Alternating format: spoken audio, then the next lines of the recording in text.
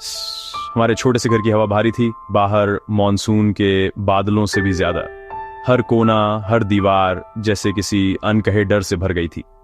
मेरी माँ के हाथ, जो हमेशा कुछ न कुछ करते रहते थे, अब शांत थे। उनकी गोद में रखे थे जैसे किसी पुराने सपने को थामे हुए। वो मेरी वर्दी को घूर रही थीं, जो कभी गर्व का प्रतीक थी, अब उनके लिए एक डरावना कफन बन गई थी। उस वर्दी में उनका डर और प्यार दोनों छुपा था। मत जाओ राज, उन्होंने फुसफुसाया। उनकी आवाज कांप रही थी, जैसे हर शब्द में एक दबी हुई चीख थी। उनकी विनती कोई आदेश नहीं थी, बल्कि एक प्रार्थना थी, एक माँ की आखिरी उम्मीद। वो मेरा जवाब जानती थी, मेरा फर्ज जानती थी, लेकिन एक माँ का दिल बस अपने बच्चे को जानता है, उसकी धड़कनों में बस वही रहता है। माँ, मैं हमेशा से यही चाहता था, सेवा करना, आपकी रक्षा करना, यही मेरा सपना था, और आपकी दुआओं से ही मैं यहाँ तक पहुंचा हूँ। मैंने उन्हें बड़ी तस्वीर दिखाने की कोशिश की, लेकिन उनकी दुनिया बस यही कमरा थी, उनका बेटा उनके कदमों में।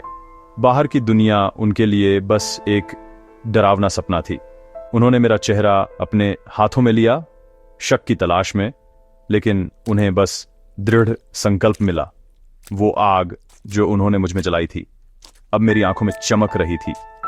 एक गहरी आह भरकर उन्होंने सिर हिलाया, जैसे दिल से हार मान ली हो। यह मंजूरी नहीं थी, बल्कि समर्पण था, एक मजबूरी थी। एक माँ का बलिदान जाने देना, ये जानते हुए कि शायद मैं वापस ना आऊं, फिर भी मुस्कान देने की कोशिश करना। अलविदा कभी कहा नहीं गया, लेकिन वो हमारे बीच लटका रहा, एक खामोश दर्दनाक सच्चाई बनकर, जिसे शब्दों में कभी नहीं बांधा जा सका। ट्रेनिंग ग्राउंड घर से बहुत दूर थे, पसीने, बारूद और अनुशासन से भरे हुए। यहाँ हर दिन एक नई चुनौती थी, हर सुबह एक नई परीक्षा। हम दौड़ते, रेंगते और गोली चलाते, जब तक कि थकावट एक आदत न बन गई। हर चोट, हर खरोंच हमें और मजबूत बनाती थी। दर्द अस्थायी था, पछतावा हमेशा के लिए था।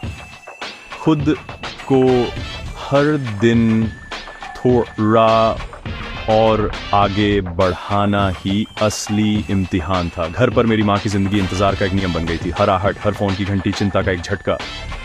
उनके लिए हर दिन एक लंबा इंतजार था। वो खिड़की के पास बैठी रहती थीं, बुनाई की सलाइयाँ बेकार पड़ी रहती थीं, आंखें सड़क पर टिकी रहती थीं। हर गुजरती गाड़ी में उन्हें मेरी झलक दिखती थी। डाकिया उनकी जीवन रेखा बन गया था, मेरे खत उनका एकमात्र संपर्क। हर लिफाफा उनके लिए उम्मीद की किरण था। मैं हर हफ्ते लिखता था, ऐसी तस्वीर बनाता था जिससे उन्हें चिंता न हो। कभी थकावट या डर का जिक्र नहीं करता था। हर शब्द में उन्हें हौसला देने की कोशिश करता था। उनके जवाब गांव की खबरों से भरे होते थे, और उनमें छुपा होता था उनका प्यार और दुआएं। लेकिन लाइनों के बीच वो मुझे बताती थीं कि घर सुरक्षित है, इंतजार कर रहा है। उनका भरोसा मुझे आगे बढ़ने की ताकत देता था।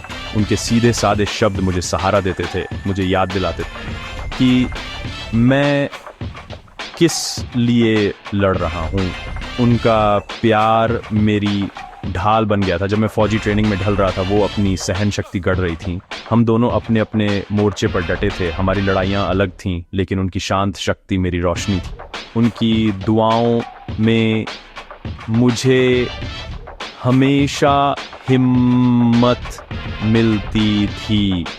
मीलों दूर से भी हम एक दूसरे को संभाले हुए थे। माँ की उम्मीद और मेरा हौसला दोनों एक दूसरे के लिए जरूरी थे। आई खबर एक धीमी गड़गड़ाहट के रूप में आई। कारगिल हमें तैनात किया जा रहा था। बैरक रातों रात बदल गए। मजाक की जगह तनावपूर्ण चुप्पी ने ले ली। उपकरणों की जांच नई तेजी से की गई। हमने घर खत लिखे, हर शब्द अनकही अंतिम विदाई से भारी था। मेरी माँ ने रेडियो पर खबर सुनी। बाहर जिंदगी चलती रही, लेकिन अंदर उनकी जंग शुरू हो गई, डर के खिलाफ, अपने दिमाग में बनी तस्वीरों के खिलाफ। युद्ध क्षेत्र में हमारे पहले दिन क्रूर थे। दुश्मन खुद इलाका था, पतली हवा, चुभने वाली ठंड और लगातार खतरा। झड़पें अव्यवस्थित थीं, दोस्त गिर रहे थे। ये आंकड़े नहीं थे, ये भाई थे। लड़ाई गंदी, अप्रत्याशित थी। नेतृत्व का मतलब था पानी बांटना, घावों पर पट्टी करना, आगे बढ़ना। युद्ध शुरू हो चुका था, हमारी जवानी छीन रहा था, बस भयानक दृढ़ संकल्प छोड़ रहा था। दिन एक दूसरे में घुल मिल गए, लड़ाई की ताल और बीच की भारी खामोशी से चिढ़ित।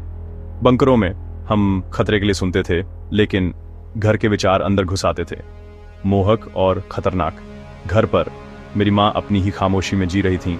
टीवी की धीमी आवाज, मेरे खत आने बंद हो गए थे। वो मेरी तस्वीर से बात करती थी, खालीपन को पाटने की कोशिश करती थी।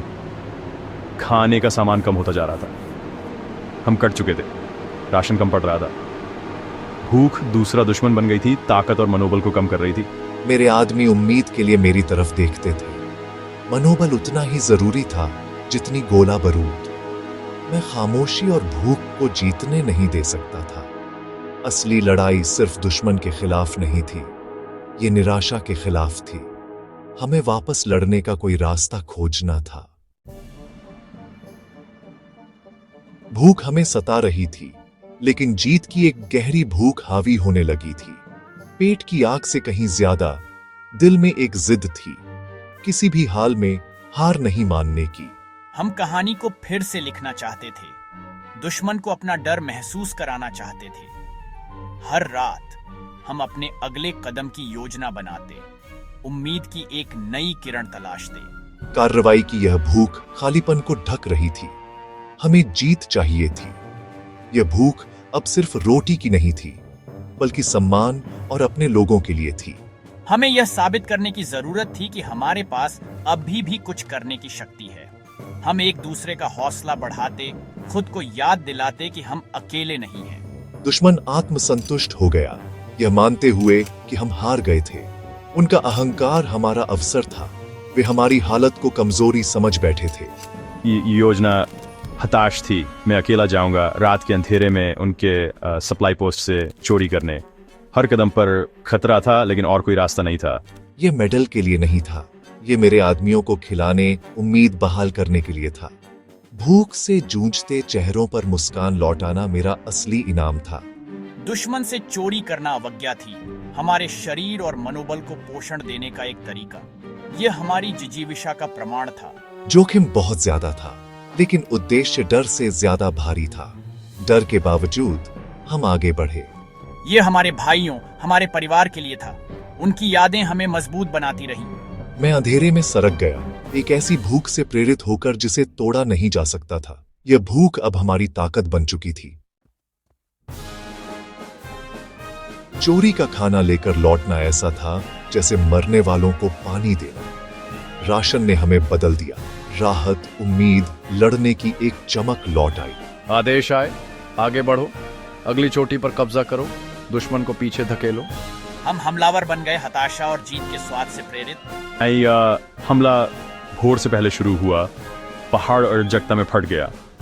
हम ऊपर चढ़े, आदमी गिरते रहे, हर इंच खून से छुकाया गया। एक गोली मेरे पैर में लगी, लेकिन एड्रेनालाइन ने मुझे आगे बढ़ने दिया। मैंने अपनी राइफल को बैसाखी के रूप में इस्तेमाल किया। पीछे हटना कोई विकल्प नहीं था। छोटी करीब थी, दुश्मन घबरा रहा था। जख्मी होकर मैंने अपने आदमियों को आगे बढ़ने के लिए कहा। यह हमारा पल था। हमने हर उस दोस्त के लिए लड़ाई लड़ी जिसे हमने खो दिया था। पहाड़ ने सब कुछ मांगा, हमने उसे दिया। आखिरी धक्का एक धुंधलापन था। मेरा घायल पैर गुस्से में भूल गया था। हमने दुश्मन पर हमला किया। लड़ाई क्रूर और करीब थी। फिर खामोशी। यह खत्म हो गया था।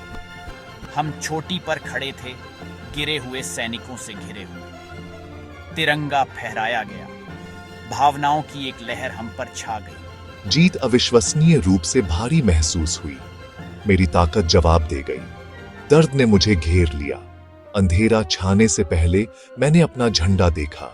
नीचे का सफर एक बुखार का सपना था। दर्द, डॉक्टर, अनिश्चितता। मैंने अपनी माँ के बारे में सोचा, ये सोचकर कि क्या मैंने अपना वादा रखा था। जीत हमारी थी, लेकिन ये खून और नुकसान से सनी हुई थी। मैं अस्पताल की कीटाणुनाशक गंध में जागा। एक मशीन की लगातार बीप की आवाज के साथ मैं जिंदा था। राज, मेरे बेटे। मेरी माँ मेरे बिस्तर के पास बैठी थी। उनका चेहरा चिंता से बूढ़ा हो गया था, लेकिन राहत से चमक रहा था। उन्होंने मेरा हाथ पकड़ा। उनकी पकड़ मजबूत थी, जैसे डर रही हो कि छोड़ देंगी। माँ, मैं ठीक हूँ, मैं जिंदा हूँ। वो उन्होंने सिर हिलाया। राहत के आंसू आखिरकार बह निकले। उनकी चौकसी खत्म हो गई थी। उनका बेटा लॉर्ड आया था। मैंने उनका हाथ दबाया। हम जीत गए माँ। समाप्त। उन्होंने मेरे बालों पर हाथ फेरा, मेरे अंदर के तूफान को शांत करते हुए। पहाड़ पर युद्ध खत्म हो गया था, लेकिन एक नया संघर्ष शुरू हो रहा था। तूफान के बाद शांति खोजने की लड़ाई, असली लड़ाई, जीवन को वापस पाने की अभी बाकी थी।